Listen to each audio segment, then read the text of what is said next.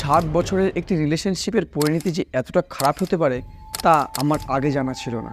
এমন একটি সম্পর্ক যেটিকে আটকানোর জন্য বাবা মা পুলিশ প্রশাসন সবাই হাত ধুয়ে লেগে পড়েছিল, কিন্তু সবাই ব্যর্থ হয়েছিল। আজ আমরা কথা বলবো এমন একটি হত্যাকাণ্ড নিয়ে যেটা মানুষকে ভাবতে বাধ্য করবে যে এতটা ভালোবাসা পরিণাম যে এত জঘন্য হতে পারে। তো ভিডিওটি সম্পূর্ণ দেখার অনুরোধ রইল। 27 জুলাই 2024, মানে কিছুদিন আগের ঘটনা। মহারাষ্ট্রের উড়ান্তালুকা নামক একটি জায়গায় সুরেন্দ্র কুমার শিন্দে একটি পুলিশ স্টেশনে একটি কমপ্লেন করে। তিনি এটা জানায় যে তার মেয়ে 25 জুলাই থেকে নিখোঁজ। সকাল 11টার সময় তার মেয়ে বন্ধুর সাথে দেখা করার জন্য 1 ঘন্টা সময় নিয়ে বাড়ি থেকে বেরিয়েছিল। 1 ঘন্টা, 2 ঘন্টা, 3 ঘন্টা, 4 ঘন্টা, সকাল পেরিয়ে রাত হয়ে যায়, কিন্তু ওই মেয়ের কোনো খবর আসে না। পরের দিন সকালও হয়ে যায়। তারপরের দিন তিনি থানায় এসে কমপ্লেন করে। সুরেন্দ্র কুমার শিন্দে বাড়ি চলে যায় এবং পুলিশ কমপ্লেনটি অ্যাকসেপ্ট করে নেয়। 28 জুলাই, মানে রিপোর্ট লেখার একদিন পরে, কোটনাকা নামক একটি জায়গা আছে যেখানে কিছু লোক একটি মৃতদেহকে আবিষ্কার করে। মৃতদেহের অবস্থাটি এমন ছিল যে তার মুখে প্রচুর পরিমাণে ছুরির আঘাত ছিল, আর ভারী কিছু দিয়ে তার মুখটাকে থেবড়ে দেওয়া হয়েছিল যাতে কেউ চিনতে না পারে। আশেপাশের লোকজন পুলিশকে খবর দেয় এবং পুলিশ সেখানে এসে পৌঁছায়। দেহটিকে শনাক্তকরণ করার জন্য পুলিশ আশেপাশের সমস্ত থানাতে মেয়েটির ছবি পাঠিয়ে দেয়। যেহেতু একদিন আগে সুরেন্দ্র কুমার শিন্দে তার মেয়ের হারিয়ে যাওয়ার কমপ্লেন করেছিল, তাই পুলিশ সুরেন্দ্র কুমার শিন্দেকে ডেকে পাঠায় মেয়েটিকে শনাক্তকরণ করার জন্য। সুরেন্দ্র কুমার শিন্দে মেয়েটিকে শনাক্তকরণ করতে আসে। প্রথমে মেয়েটির মা তাকে চিনতে পারছিল না, কারণ তার মুখে ভারী কিছু দিয়ে এমনভাবে আঘাত করা হয়েছিল যে তার চেহারাটাকে আর চেনা যাচ্ছিল না। কিন্তু তার বাবা খেয়াল করে মেয়েটির হাতের ট্যাটুটি দেখে মেয়েটিকে চিনতে পারে এবং সুরেন্দ্র কুমার কান্নায় ভেঙে পড়ে, কারণ সেটি তার মেয়েই ছিল। পুলিশ সুরেন্দ্র কুমার শিন্দেকে জিজ্ঞেস করে যে আপনি কাউকে সন্দেহ করেন কিনা। প্রথম দিকে সুরেন্দ্র কুমার শিন্দে জানায় যে সন্দেহ করার মতো কোনো লোককেই সে খুঁজে পাচ্ছে না, কারণ সবার সাথে তার সম্পর্ক খুবই ভালো ছিল। মেয়েটিকে দেখে এটা বোঝা যাচ্ছিল যে এটা কোনো প্রতিশোধের ব্যাপার, কারণ তার মুখে এত পরিমাণে আঘাত করা হয়েছিল, দেখে স্পষ্ট ছিল এটা মনের মধ্যে রাগ না থাকলে এরকম নোংরাভাবে কেউ কোনো মেয়েকে হত্যা করতে পারে না। পুলিশ সুরেন্দ্র কুমারকে বলে যে একটু ভালো করে মনে করে দেখতে যে 4-5 বছর আগে এমন কোনো ঘটনা ঘটেছিল যার জন্য এরকম ঘটনা ঘটতে পারে। হঠাৎ করে সুরেন্দ্র কুমারের একটি ঘটনার কথা মনে পড়ে। সে জানায় যে 2019 সালে তার মেয়ে ইশেশ্রীর সাথে দাউদ শেখ নামে একটি ছেলে প্রেম করত।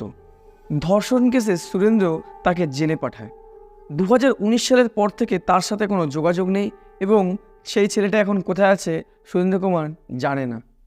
এবার পুলিশের কাছে একটি নাম ছিল, সেটা হচ্ছে দাউদ শেখ। এরই মধ্যে পুলিশ ইশেশ্রীর মোবাইল ফোনের কল ডিটেলসটি বের করে। কল ডিটেলসটি বের করার পর এখানে পুলিশ একটি আশ্চর্য প্যাটার্ন লক্ষ্য করতে পারে, যেখানে দেখা যাচ্ছে যে ইশেশ্রী 2টি নাম্বারে বারবার কল করছিল। প্রথমে একটি নাম্বার যাচাই করে দেখা যায় সেটি দাউদ শেখের ছিল, যার সাথে কয়েক বছর যাবৎ ইশেশ্রী ঘন্টার পর ঘন্টা কথা বলতো। আরেকটি নাম্বার দাউদের বন্ধুর ছিল। দাউদের ফোনটা সুইচ অফ ছিল, কিন্তু দাউদের যে বন্ধু ছিল তার ফোনটা সুইচ অফ ছিল না। পুলিশ এবার দাউদের বন্ধুর কাছে যায় এবং গিয়ে একটি আশ্চর্যজনক ঘটনা জানতে পারে। ঘটনাটি হলো, দাউদ জেলে গেছিল ঠিকই, কিন্তু লকডাউনের কারণে এবং আইনের অনেক ফাঁক ফোকরের কারণে সে 1.5 মাসের মধ্যে জেল থেকে বেরিয়ে আসে। জেল থেকে বেরোনোর পর সে ভিন রাজ্যে কাজে চলে যায়, কিন্তু ইশেশ্রীর সাথে তার কন্ট্যাক্ট হতেই থাকে। 5 থেকে 6 বছর টানা সে ইশেশ্রীর সাথে কথা বলে এবং তাদের মধ্যে প্রেম সম্পর্ক চলে। দাউদ বারবার ইশেশ্রীকে বিয়ের প্রস্তাব দিলে ইশেশ্রী প্রত্যেকবার না করে দেয়, শুধু সময় চায়। এরকমভাবে অনেক বছর কাটার পর দাউদের মনে একটি সংশয় জাগে যে আসলে কি ইশেশ্রী তাকে ভালোবাসে। এরই মধ্যে পুলিশ পাশের একটি দোকানে সিসিটিভি ফুটেজ চেক করা শুরু করে। সেখানে দেখা যায় 11:30 থেকে 12টা নাগাদ ইশেশ্রী একা ওই রাস্তাতে যাচ্ছিল ওই ঘটনাস্থলে। তার 8 মিনিট পর একটি ছেলে ওই রাস্তাতে ইশেশ্রীর পিছু পিছু যেতে থাকে। সিসিটিভি ফুটেজটাকে সুরেন্দ্র কুমার এবং তার স্ত্রীকে দেখানো হয় এবং তারা এক দেখায় চিনতে পারে যে এটা দাউদ। দাউদকে ধরে দেওয়ার জন্য পুলিশ 25,000 টাকা পুরস্কার রাখে এবং কিছুদিনের মধ্যেই দাউদকে ধরা হয়। দাউদকে ধরে পুলিশ জেরা করে এবং যে সত্যটা জানতে পারে তা যে কোনো সাধারণ মানুষের ঘুম কেড়ে নিতে পারে। দাউদ জানায় জেল থেকে বেরোনোর 4-5 বছর যাবৎ তারা একে অপরকে ভালোবাসতো এবং নিজেদের মধ্যে একটি প্রেম সম্পর্ক তৈরি রেখেছিল। দাউদ যতবার ইশেশ্রীকে বিয়ের প্রস্তাব দেয়, ইশেশ্রী বারবার খারিজ করে দেয়। ইশেশ্রী এবার থেকে দাউদকে অ্যাভয়েড করতে শুরু করে, মানে তাকে ফোন করে না আর কোথাও দেখা করতে বলে দেখা করতো না।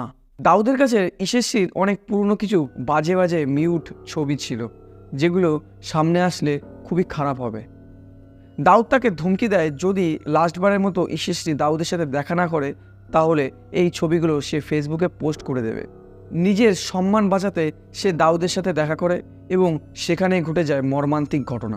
অনেকক্ষণ তাদের মধ্যে কথা কাটাকাটি চলে এবং যখন দাউদের কথা ইশেশ্রী শোনে না তখনই দাউদ ব্যাগ থেকে ছুরি বের করে ইশেশ্রীর উপর চালিয়ে দেয়। অনবরত চালানোর জন্য রক্তক্ষরণ হয় এবং এই কারণে ইশেশ্রী মারা যায়। এটা কেমন ভালোবাসা যার কারণে একটা মেয়েকে প্রাণ দিতে হলো? ঘটনাটি খুবই মর্মান্তিক, তাই এই ঘটনা থেকে শিক্ষা নিয়ে আমাদের সাবধান থাকা দরকার। আমাদের সমাজে অনবরত এরকম ঘটনা ঘটে চলেছে, তাই আপনার কাছে আমার একটি বার্তা: সাবধানে থাকুন, সুস্থ থাকুন এবং সুরক্ষিত থাকুন। ধন্যবাদ।